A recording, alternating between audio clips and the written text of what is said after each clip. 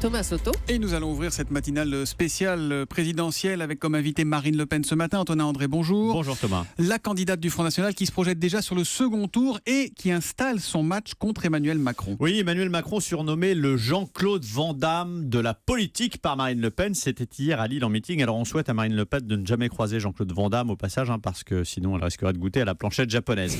Oui, c'est clair, Marine Le Pen se prépare au duel. On l'a vu lors du débat entre les candidats. Elle a concentré ses attaques sur Emmanuel Macron et elle les trie à chacun de ses meetings avec toujours le même axe, la candidate du peuple contre le candidat mondialiste, la nationaliste contre l'européen.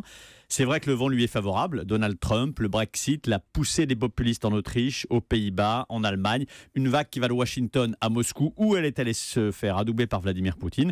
Et sur le plan intérieur, la démonstration a l'avantage de la clarté, chômage, plans sociaux, pouvoir d'achat, tout est la faute de l'Europe, de la mondialisation et bien sûr de l'immigration. On en revient à la sortie de l'euro qui reste la pierre angulaire de son projet, mais c'est aussi ce qui fait peur à une partie des Français, notamment les personnes âgées. Oui, c'est la faiblesse de Marine Le Pen. On va y revenir, mais autour de tout cela, c'est la question de la crédibilité économique. C'était déjà son talon d'Achille en 2012.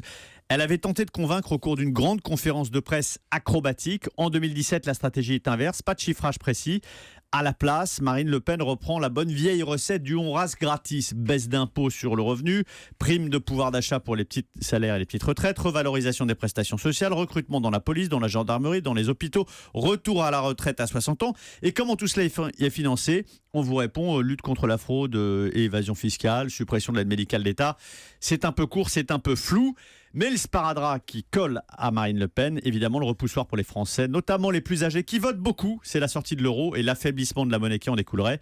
72% des Français y sont opposés selon l'IFOP, c'est 10 points de plus qu'en 2010. L'édito politique d'Antonin André.